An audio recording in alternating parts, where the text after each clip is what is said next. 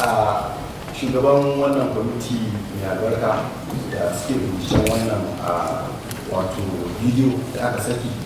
jaridar mutane da ta saki da kuma mambobi 'yan jarida a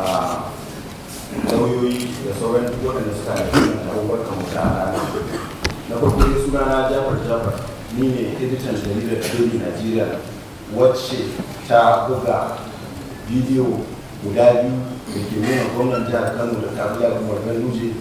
yana karɓar na goro a hannun 'yan kwangila. Bayan kafin mu buga wannan bidiyo wato waɗannan bidiyo guda biyu sai da muka tabbatar da sahihancinsu, domin kuwa saboda wato girman abin dole sai an yi takatsantsan saboda ba ko bai kamata a ce ka zo mutane masu daraja ka zo ka musu kage ka musu shari ke saka muka saka wanda gwanaye suka san harkar ba ni kada wani da ni iya sani na san bidiyon na gaske ne saboda na san wanda ya bani fiye da shekara biyu ya ce ya ɗauki wato bidiyos ɗin sai kwanan nan a watan satumban nan ya bani su, ni kuma tun da ya bani nake ta juya su nake murmura suna ƙara a hankali ina tabbatar da sayyancin su kafin mu zo mu saki da jama'a domin mu guji wa gwamna kasafi a kan karya. So bayan mun buga waɗannan bidiyo jama'a ko kuma ce jihar Kano suka zo suna cewa karya ne haɗi ne, mu da har yanzu mun tsaya kan batunmu na cewa wannan abun gaskiya ne, ƙur'ani ne mai girma a gaba na nan ko za ka ce rantsi za rantsi kan sahihancin waɗannan bidiyo.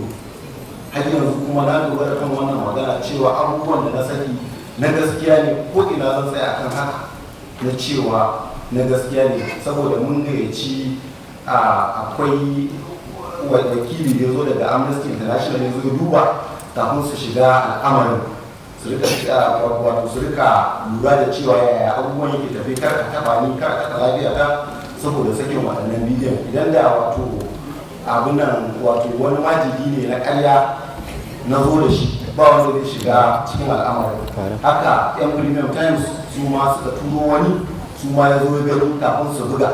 da suka tabbatar da sai yancin abin su ma sai suka je suka buga. Haka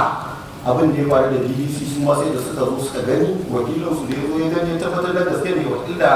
katun da nuna masa ba zai ɗauki labarin ba, shi ne sai ya ɗauki labari ya hira da a kan abin. To wannan shi ne abin da na ji son cewa wannan kwamiti ina ƙara roƙo a gare su cewa su yi wannan aiki tsakani da Allah, duniya na gani wannan abu ne da ya shafa al'ummar jihar Kano, kuma ba wai dan siyasa aka yi wannan abu ba. Idan dan siyasa ne jama'a ba su ga wato wannan bidiyo sun ba, watakil da kuɗi zan je a bani na ki saka su. Bayan haka ina so in ƙara tabbatar da jama'a cewa wannan abin ba siyasa ba ce a ciki, domin wallahi da ke faɗa akwai attajirin da ya kira ni ya neme ni ya ce in zo kan magana wannan bidiyo sun da ya ga mun yi labari a kansu,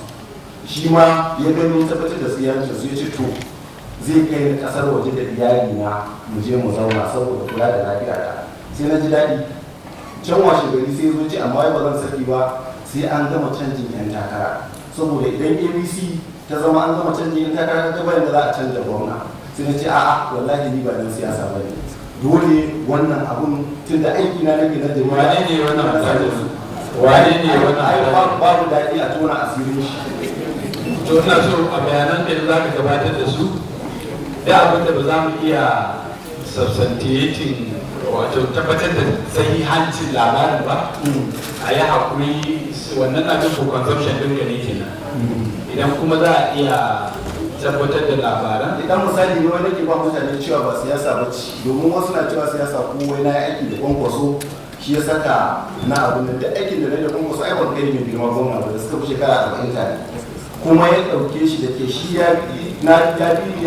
gwamnan na yanzu ya kasance shi Malam Jafar ka fita daga sahun abin da muke magana a easy place, ka fita daga sahun bayanan da muke yi. To muna so mu sami decorum a sifilista a bayanin da ka yi na saka videos din za ka iya gaya wa wannan kwamiti da al'umma da suke jin ka wane ne ya baka waɗannan videos tun da ka ce ba kai ne ka yi su ba. To tsarin aikin jarida ya ce a daina faɗin wato in dai har mutum bai yarda a faɗe shi ba wanda ya bada labari ana sa ka yi sunan shi saboda gudun kada wasu su je su ci masa saboda zafin abu shi ya saka mu ka'idar aiki ta bukata inda ka'idar aiki ta nemi cewa a faɗe shi zan faɗe shi. To ko za ka iya neman izininsa idan zai amince a yi bayanin sunansa? Zan tuntuɓi lauyoyina mu ƙara duba jadawalin doka abinda doka ta gabatar akan wato koda zai iya zuwa ta bayan fage ya samu kwamiti yadda ba jama'a ne suka gan shi ba za mu tattauna da gungun lauyoyina sai mu yi tunanin abin da ya dace. Shin ka zo da wani document a rubuce kamar yadda muka nema a wasikar mu da kuma samfur na irin wannan bidiyo? Tabbas na zo da wato bayani na a rubuce wanda yake da ƙarin bayani fiye da abin da na faɗa a nan,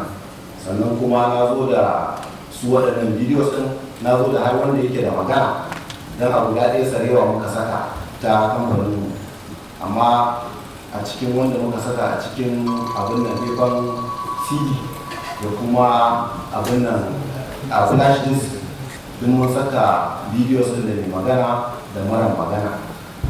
Ku kuma hukun kwamiti sai ku ji tunda jama'a da ma'ana da za ka iya miko wannan kwamiti wannan video just for record we have received now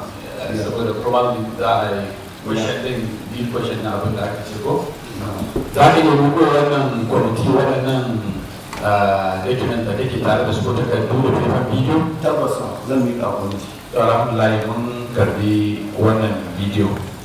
kuma kamar yadda